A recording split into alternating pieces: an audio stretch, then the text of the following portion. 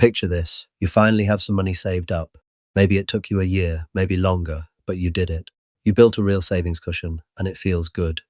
And then you sit down one evening, open your banking app, and you see it. A credit card balance, a student loan, maybe both. And suddenly that savings account doesn't feel like an achievement anymore. It feels like a problem because you're sitting there thinking, should I just wipe out my savings and clear this debt? Or do I keep saving and just pay the minimum every month and hope for the best? And the longer you sit with that question, the more stuck you feel. Because both options feel wrong. And honestly, they might be. The way most people handle debt and savings is backwards. They either panic and drain their entire savings account to clear debt as fast as possible, or they ignore the debt completely, keep saving, and tell themselves they'll deal with it later. And both of those approaches will cost you. Let me show you why. Let's start with the math. Say you have $5,000 in savings and $5,000 in credit card debt at 20% interest. The instinct for a lot of people is to wipe the savings and kill the debt immediately. And on paper, that makes sense. You're paying 20% interest. Your savings account earns maybe 1%. The math says pay the debt. But here's what most people don't realize. The moment you drain your savings account to zero, you become financially fragile. Because life doesn't pause while you rebuild. Your car breaks down. A medical bill shows up. You have an unexpected expense. And now, with zero savings, where does that money come from? The credit card. The same one you just paid off. And just like that, you're right back where you started. Except now you've also lost the savings you worked hard to build. Now, let's look at the other extreme. You keep your savings untouched and just pay the minimum on your debt every month. Feels safer, right? But here's the thing. On a $5,000 credit card balance at 20% interest, paying only the minimum could take you over 10 years to pay off. And you'd pay nearly $3,000 in interest alone. So your savings account earns you $50 a year while your debt quietly costs you hundreds. That is what I call slow financial damage. And this is where the psychology gets really interesting. Because most people make debt decisions emotionally, not rationally. Debt feels like a moral failure. Something shameful that needs to be erased as quickly as possible, regardless of the cost. So the instinct is to eliminate it fast. Consequences be damned. But that emotional urgency is exactly what leads to the savings wipeout trap. And the people who avoid debt entirely feel a false sense of safety while interest quietly compounds in the background. Neither group is thinking clearly. Both are reacting. Here's what most people don't realize. Debt and savings are not opposites. They're two variables in the same equation.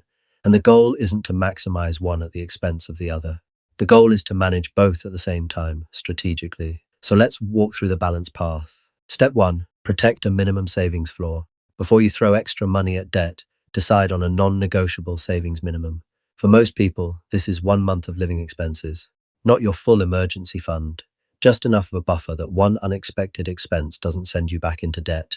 This money doesn't move. It's not for debt payments, it's your financial floor. Step 2. Attack high-interest debt aggressively. Once your floor is protected, any extra money beyond your minimum payments goes toward your highest interest debt first. This is called the avalanche method. And it works because high-interest debt is the most expensive thing in your financial life right now. Every month you carry it, it grows. Eliminating it first saves you the most money over time. Step 3. Automate the minimum payments on everything else. While you're focused on the highest interest debt, every other debt gets its minimum payment on autopilot. No missed payments, no late fees, no credit score damage, just steady, consistent progress across the board.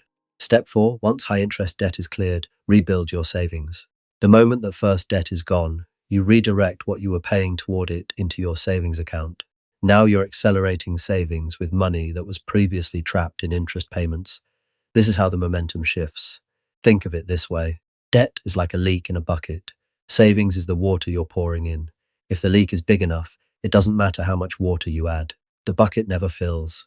The balance path means you slow the leak first without emptying the bucket entirely. Then once the leak is sealed, the water finally starts to rise. Now you might be thinking, okay, Tom, but shouldn't I just clear the debt as fast as possible and then rebuild savings from scratch? And look, I understand the logic, but here's the reality. Rebuilding savings from zero takes time. And during that rebuilding period, you are one emergency away from going right back into debt. The people who successfully pay off debt and stay out of it are almost never the ones who went all in. They're the ones who built a system that protected them while they paid it down. So here's the path. First, set a non-negotiable savings floor and protect it. Second, direct all extra money toward your highest interest debt first. Third, automate minimums on everything else. And fourth, once that debt is gone, redirect those payments into rebuilding your savings faster. Because here's the truth most people eventually learn. Paying off debt isn't just about clearing a balance. It's about building a financial foundation strong enough that you never have to go back. And that foundation requires savings and debt elimination working together, not competing against each other. The people who get this right don't just become debt-free, they become financially untouchable. If this video helped you think about debt and savings differently, make sure to hit subscribe. And I'm curious about something. Are you currently focused on paying off debt, building savings, or trying to do both at the same time? Let me know in the comments.